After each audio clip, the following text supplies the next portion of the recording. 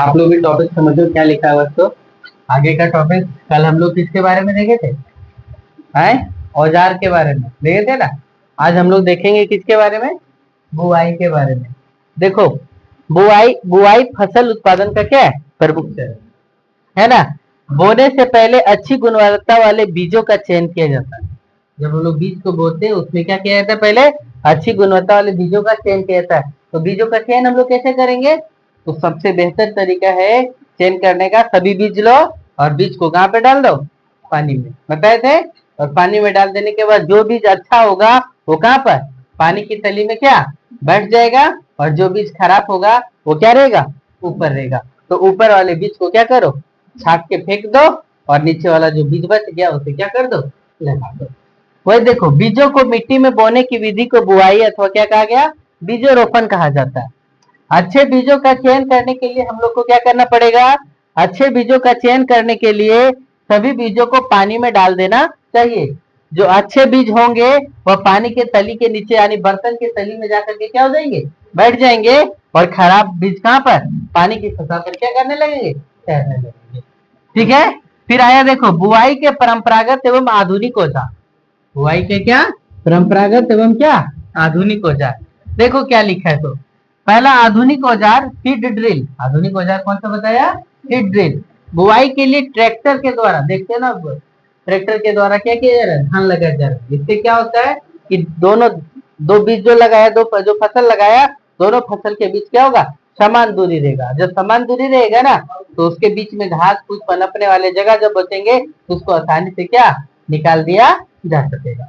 बुआई के लिए ट्रैक्टर द्वारा संचालित सीड ड्रिल का उपयोग होता है, और इसके द्वारा बुआई करने पर बीजों के बीच क्या होती है?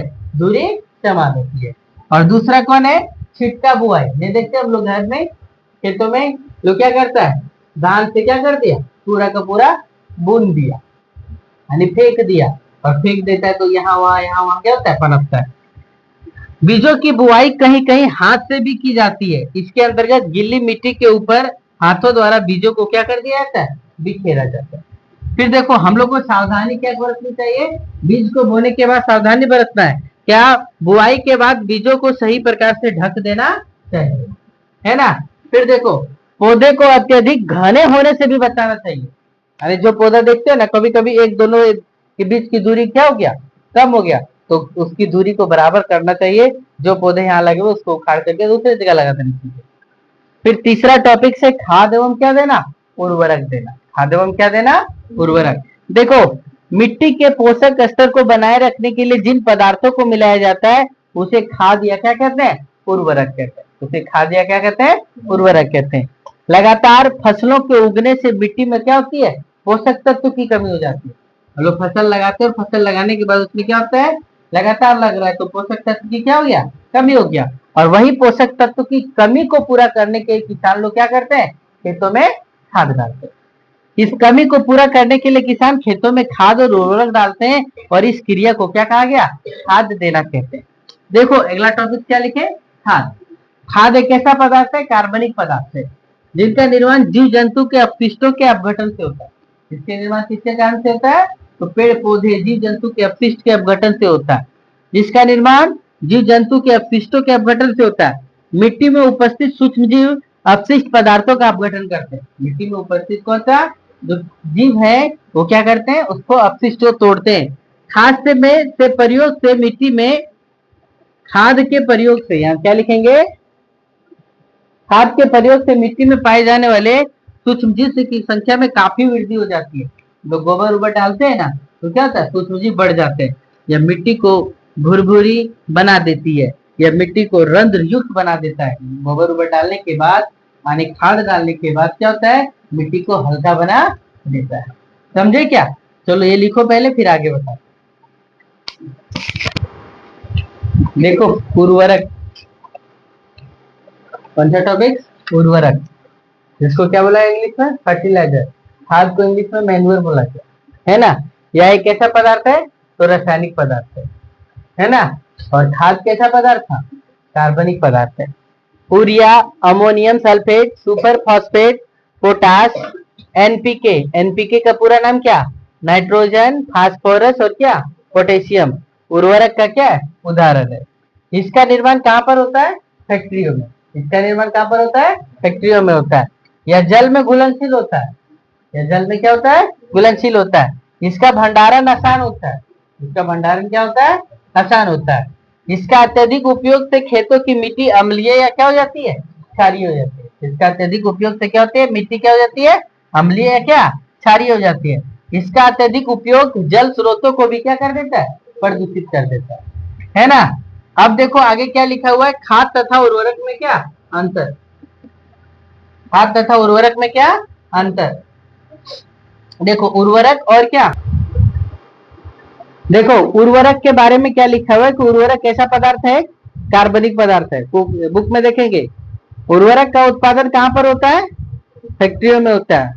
उर्वरक से मिट्टी का ह्यूमस प्राप्त होता है क्या, उर्वरक से मिट्टी का ह्यूमस प्राप्त होता है क्या, नहीं प्राप्त होता है। उर्वरक में क्या पादप पोषक जैसे फास्फोरस, पोटेशियम तथा क्या होती है, नाइट्रोजन में प्रचुरता होती है।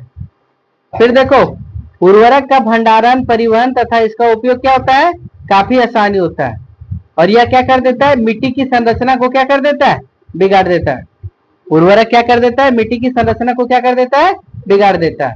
और यह शीघ्र प्रभाव डालता है। लेकिन खाद को देखो, खाद कैसा है, तो एक प्राकृतिक पदार्थ है। खाद कैसा पदार्थ है, प्राकृतिक पदार्थ है, जो किससे, गोबर से, मानव अपशिष्ट से एवं पौधों के अवशेषों के विघटन से क्या होता है, प्राप्त होता है। खाद कहाँ पर बनाया जाता है, खेतों में बनाई जाती है। खाद से मिट्टी का ह्यूमस प्रचुर मात्रा में प्राप्त होता है। खाद से मिट्टी का क्या होता है, ह्यूमस प्रचुर मात्रा में क्या होता है, प्राप्त होता है। खाद में पोषक तत्व तुलनात्मक रूप से थोड़ा क्या होता है, कम होता है। खाद का भंडारण, परिवहन तथा इसको उपयोग क्या कर पाना कठिन होता है कि नहीं। फिर देखो यह मिट्टी की संरचना में क्या करता है, सुधार लाता है। यह देर से प्रभाव डालता है, यह क्या करता है, देर से प्रभाव डालता है। ध्यान से देखो फिर से क्या बोले कि खाद क्या है और उर्वरक क्या है। देखो समझो, उर्वरक कैसा पदार्थ है, कार्बनिक पदार्थ है। लेकिन खाद कैसा है, उर्वरक क्या है, एक रासायनिक पदार्थ है। लेकिन खाद कैसा पदार्थ है, कार्बनिक पदार्थ है। जो खाद कहाँ से, प्रकृति से प्राप्त होता है, यानी किससे, गोबर से, मानव अपशिष्ट से एवं पौधों के विघटन से प्राप्त होता है। उर्वरक कहाँ बनता है, तो फैक्ट्रियों में बनता है। लेकिन खाद कहाँ पर बनाया जाता है, खेतों में बनाया जाता है। उर्वरक से मिट्टी में ह्यूमस की मात्रा प्राप्त होती है क्या, नहीं प्राप्त होती है। लेकिन खाद से खेतों में क्या होती है, ह्यूमस की मात्रा प्राप्त होती है। फिर देखो उर्वरक में क्या होता है, नाइट्रोजन, फास्फोरस, पोटेशियम ये सब होता है। लेकिन इसमें पोषक तत्वों की थोड़ा सा क्या रहता है, खाद में कमी रहता है। फिर देखो उर्वरक का भंडारण, परिवहन ले जाना आसान होता है। यदि एक वेग में 50 केजी आया, कौन सा खाद 50 केजी आया, तो आप 50 कट्ठा खेत में आप क्या कर सकते हैं, डाल सकते हैं। लेकिन आपको उसमें खाद डालने के लिए कम से कम 50 गाड़ी चाहिए, तो 50 कट्ठा में आपका क्या होगा, काम हो पाएगा ढंग से। इसीलिए इसका परिवहन और भंडारण थोड़ा क्या होता है, कम होता है। फिर देखो खाद में क्या है और उर्वरक में क्या है कि खाद के, उर्वरक क्या करता है, तुरंत प्रभाव डाल देता है। आप कल खाद डाल करके आइए, आज खेत को देखने जाइए, आपको नजर आ जाएगा। लेकिन जो खाद होता है वो क्या करता है, देर से प्रभाव डालता है। समझे, ये दोनों के बीच अंतर था। इसके बाद है फसल चक्रण। कौन सा टॉपिक, फसल चक्रण। किसी एक खेत में फसलों को बदल बदल कर एकांतर क्रम में बोना क्या कहलाता है, फसल चक्रण कहलाता है। यानी जैसे फलीदार फसल लगाए, तो अगर बात क्या कर दो, झकड़ा जड़ वाला फसल लगा। फिर देखो फलीदार पौधों की जड़ों की गांठों में क्या पाया जाता है, राइजोबियम नामक जीवाणु पाया जाता है। और यह नाइट्रोजन को किस में बदल देता है, नाइट्रेट में बदल देता है। वायुमंडलीय नाइट्रोजन को नाइट्रेट में बदलने की प्रक्रिया को क्या कहते हैं, नाइट्रोजन स्थिरीकरण कहते हैं। ये आज का टॉपिक यहीं तक रहेगा।